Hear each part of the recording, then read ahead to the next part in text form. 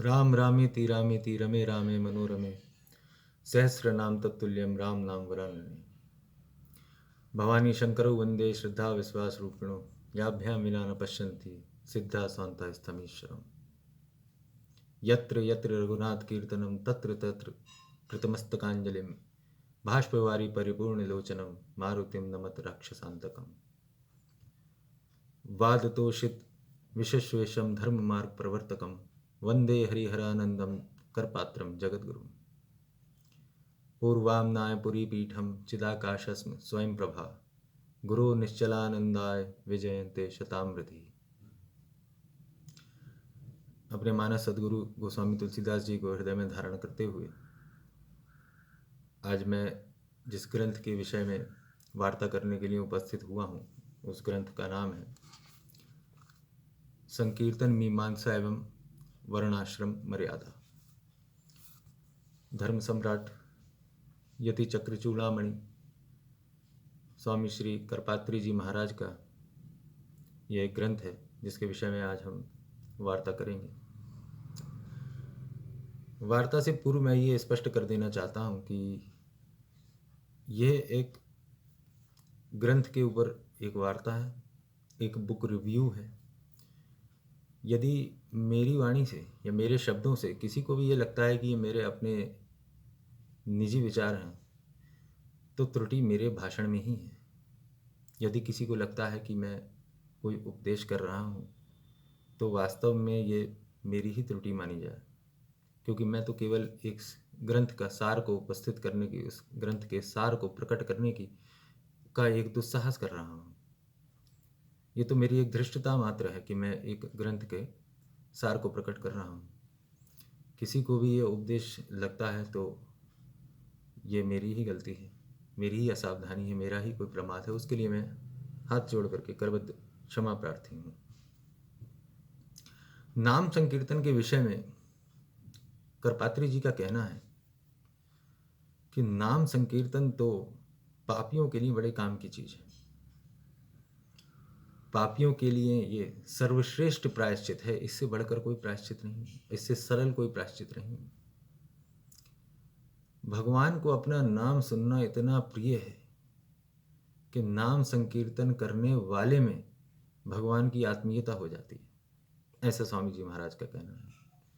जिसने हरि इन दो अक्षरों का संकीर्तन कर लिया उसने तो महाराज जी ऋग्वेद, यजुर्वेद, सामवेद और अथर्ववेद का अध्ययन कर डाला।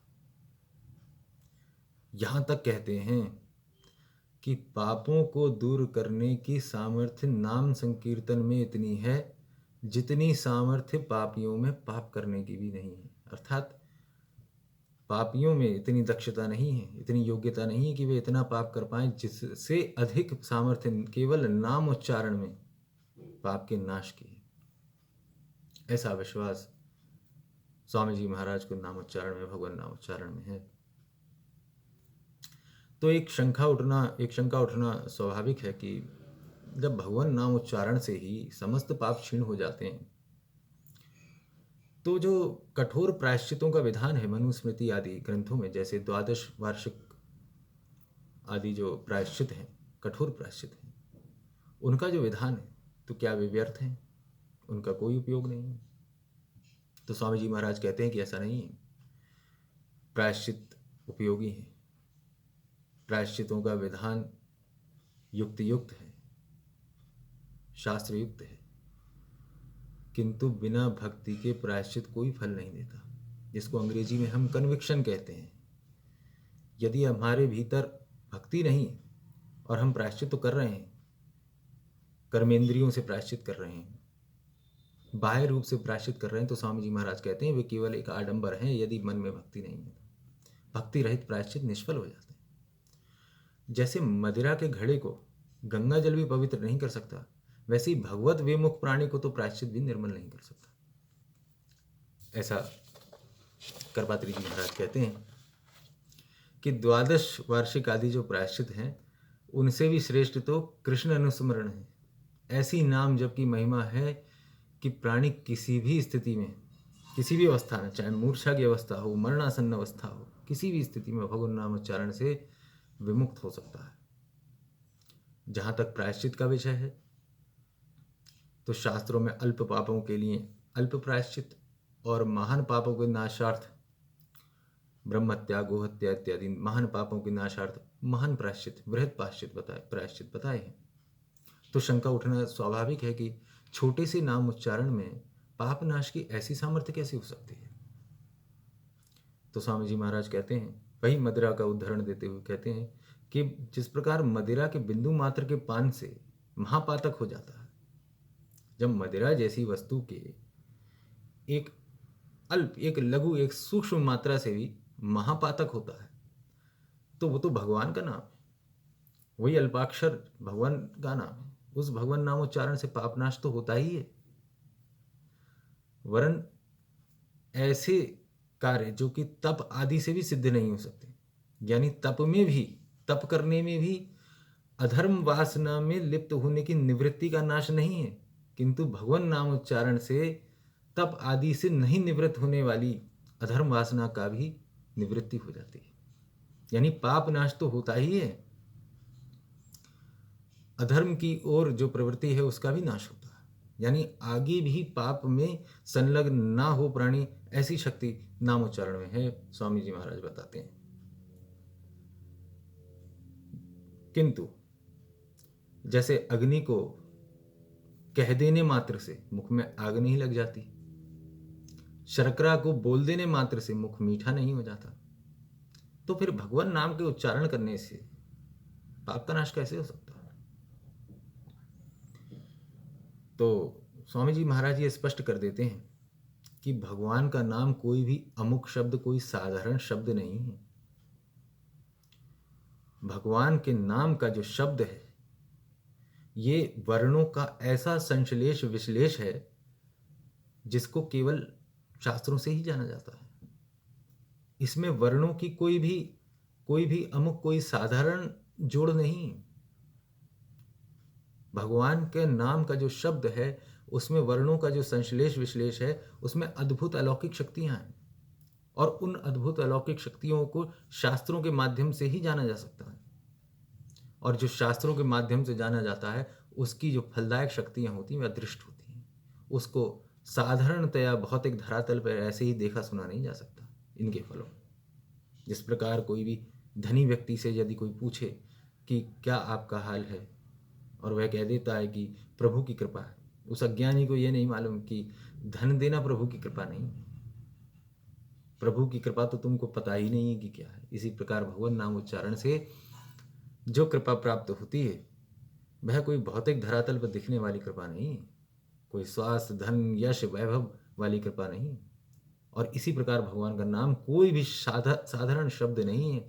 ये तो वर्णों का बड़ा ही दिव्य अलौकिक मेलजोल है, जिसके लिए ना केवल व्याकरण, छंद, निरुक्त के नियमों से परिचित होना होता है, बल्कि शास्त्रों का महती ज्ञान उसके लिए आवश्यक है।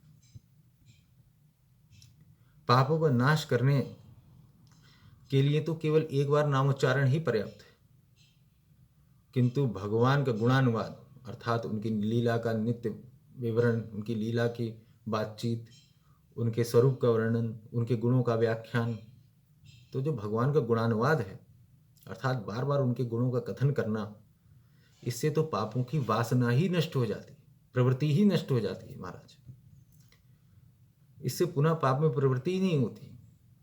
इसी कारण मरण काल में किया गया नामोच्चारण का भी बहुत महात्म्य है। और अजामिल की कथा, श्रीमद् भागवत की अजामिल की जो कथा है उससे तो हम सभी लोग भली भांति परिचित हैं। जैसे कुपथ्य से अर्थात किसी योग्य वैद्य के निर्देशानुसार नहीं, अपितु अपने मन से, अपनी बुद्धि से कोई भी औषधि ले लेना कुपथ्य कहलाता है। तो जैसे कुपथ्य से लाभ के विपरीत महती हानि हो सकती है, वैसे ही भगवान श्री हरि का नाम अमृत भी शास्त्र विहित कृत्य परिपालन तथा शास्त्र निषिद्ध कृत्य परिवर्जन से ही पूर्णतः लाभप्रद होता है। अर्थात जिस प्रकार किसी औषधि के लिए किसी वैद्य का विधान है, इसी प्रकार भगवान नाम उच्चारण के लिए भी शास्त्रों का विधान है।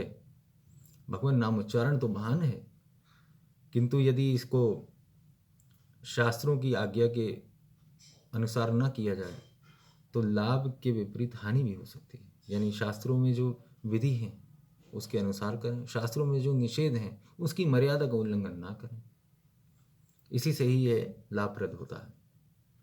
आज एक विस्मयकारी बात दृष्टिगोचर होती है और अधिकतर प्राय लोगों के मन में ये शंका उत्पन्न होती है कि इस समय भारत में भगवान नाम संकीर्तन का तो बहुत अधिक मात्रा में प्रचार है, फिर भी प्राणियों की जो पापों में उच्छृंखल प्रवृत्ति है और इस उच्छृंखल प्रवृत्ति में भी जो निरंतर वृद्धि हो रही है वह कैसे है? जब स्वामी जी महाराज ये कहते हैं कि एक बार भी नाम उच्चारण से परम कल्याण हो जाता है, तो फिर जो आज का वातावरण है, आज की जो स्थिति है, ये तो स्वामी जी महाराज के वक्तव्य के सर्वथा विरुद्ध दिखाई देती है। इसका समाधान स्वामी जी बहुत ही सरलता से करते हैं।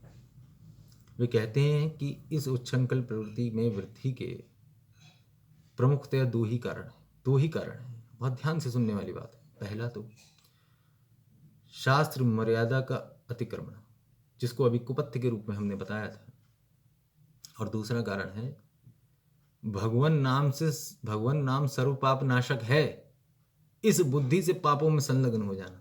यानी ये मान लेना कि भगवान नाम लेने से समस्त पापों को नाश होता है, तो इसी बुद्धि से पापों में संलग्न हो जाएं, नाम संकीर्तन करके पाप मोचन कर लेंगे। इस बुद्धि से पापों में संलग्न होना, ये दोनों चीजें यानी शास्त्र मर्यादा को उल्लंघन और कुबुद्धि से पापों में संलग्न होना, यही दो प्रमुख कारण हैं कि नाम उच्चारण की में जो वृद्धि है, नाम उच्चारण की जो प्रगति है, उसके होने के बाद भी समाज में आज पापों में प्रवृत्ति जो हम देख रहे हैं वो है। स्वामी जी महाराज ये कहते हैं कि ये दोनों ही नाम अपराध हैं, और जब नाम में, भगवान के नाम में इतनी शक्ति है, इतना सामर्थ्य है कि बड़े बड़े पापों से का भी नाश कर देता है, पापों की प्रवृत्ति का भी नाश कर देता है, वो पापों की वासना का भी नाश कर देता है नाम उच्चारण, तो क्या उसमें इतनी सामर्थ्य नहीं होगी कि वह अपने अपराधी, अपने स्व अपराधी, अपने निज अपराधी को दंड दे? अतः भगवान नाम समस्त पापों का व्यापादक होता हुआ भी स्व अपराधी और निज अपराधी का पाप नाश नहीं करता, बल्कि उसको भयंकर दंड देता है। नाम अपराधी के कल्याण के सभी मार्ग बंद हो जाते हैं। यानी आप नाम का अपराध ना करें। और स्वामी जी महाराज ने ये कहा है कि ये दोनों ही बातें, यानी शास्त्र मर्यादा का उल्लंघन और कुबुद्धि, यानी भगवान का नाम सर्व पाप नाशक है, इस बुद्धि से पाप करना, ये दोनों ही नाम अपराध हैं। और नाम अपने अपराधी को कभी छोड़ता नहीं, उस पर कोई दया नहीं करता, उसको भयंकर दंड देता है। भगवान का नाम अपने अपराधी पर द्रवित नहीं होता। 10 नाम अपराध का जो लेख है वह शास्त्रों में है, जिसमें शिव विष्णु में भेद देखना, अपने गुरु को कोई साधारण मनुष्य करना, आदि आदि 10 नाम अपराध हैं। परंतु स्वामी जी महाराज कहते हैं कि 10 नाम अपराधों में भी 2 ही अपराध सबसे महत्वपूर्ण है, सबसे महान है, सबसे ही अधिक पाप के द्योतक हैं। पहला तो शास्त्र विहित कर्तव्यों की अवहेलना करना, और दूसरा निषिद्ध कृत्यों का अनुष्ठान करना। यही मुख्य रूप से नाम अपराध हैं, ऐसा स्वामी जी महाराज कहते हैं। और आज के युग में, इस समय, वर्तमान समय में हम ये 2 नाम अपराध सबसे अधिक होते हुए देख रहे हैं। और वर्तमान तथाकथित आस्तिक प्रजा की अवनति का जो प्रमुख कारण है वह वेद शास्त्र की अवहेलना ही है। भगवान अपने अपराध को तो सहन कर सकते हैं, किंतु शास्त्र के अपराध को कदापि सहन नहीं कर सकते।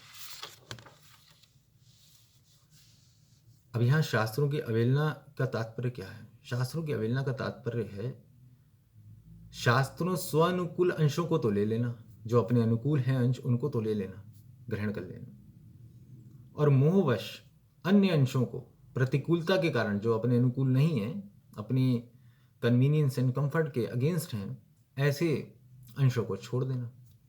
और अनापेक्षित अंशों को, जो कि अपवाद हैं, उन अंशों का अनुष्ठान करना, बताना, उनका प्रचार करना, उनका प्रतिपादन करना कि देखिए ऐसा ऐसा है। ये प्रवृत्तियां पतन का द्योतक हैं। श्रुति में स्पष्ट निर्देश है और निषेध है कि प्रणव के कीर्तन का, यानी प्रणव का कीर्तन, प्रणव युक्त मंत्र या प्रणव के कीर्तन से कल्याण समझना, ये बहुत हानिकारक मोह है और इसके अतिरिक्त और कुछ नहीं है। किंतु आजकल हम देख रहे हैं कि प्रणव का बहुत ज़्यादा प्रचार हो रहा है। अनाधिकारियों को भी बताया जा रहा है कि आप प्रणव का उच्चारण कीजिए, पता नहीं क्या हासिल हो जाएगा उससे, पता नहीं कौन सी सिद्धि प्राप्त हो जाएगी। जबकि शास्त्रों में, जिन शास्त्रों की बात करके वे प्रणव के उच्चारण की बात कर रहे हैं, उनको उन्होंने कभी देखा भी नहीं। शास्त्रों को पढ़ाने वाले आचार्यों के पास वो कभी गए भी नहीं, केवल सुना है कि ओम है।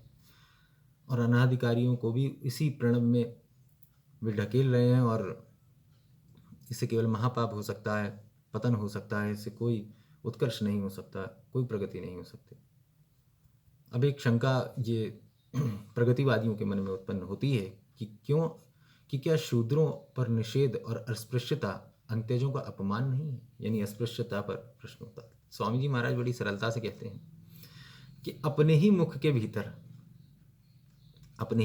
भीतर कभी त्रुटि से, कभी प्रमाद से आंतरिक अंशों का स्पर्श हो जाता है, तो उसके बाद हमें हस्त प्रक्षालन करना पड़ता है।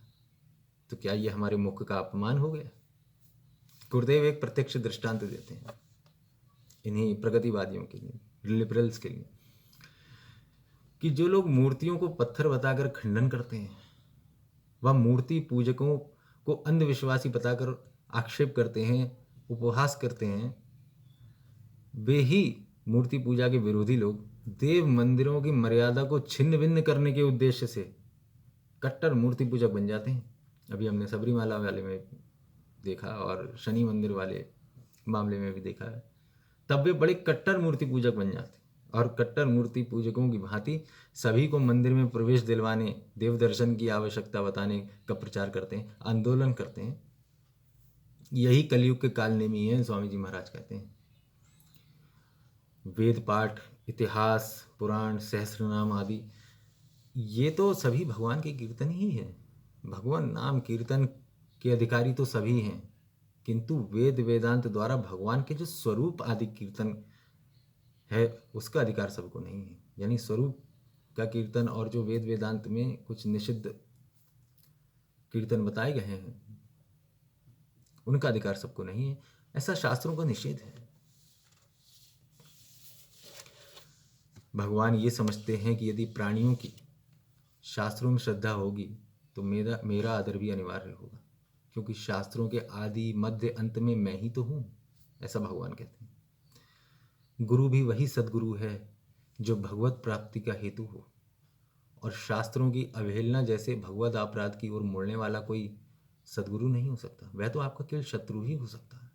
जो शास्त्रों की अवहेलना करे, जो शास्त्रों को गौण बताए, जो ये कहे कि गुरु का कार्य शास्त्रों को बताना का प्रतिपादन नहीं, शास्त्रों को समझाना नहीं, और अपनी स्वबुद्धि से अपने तथाकथित शिष्यों के मनोवांछित फलों को देने की सिद्धियां बताए, वह सद्गुरु नहीं है। वह तो कोई असुर रूप में आपका शत्रु है। अपने से भी अधिक शास्त्र के मानने वाले की दृढ़ निष्ठा को ही भगवान अपना आदर समझते हैं। यानी भगवान कहते हैं कि मुझसे भी अधिक जो शास्त्रों का आदर करता है, वह मेरा सच्चा भक्त है।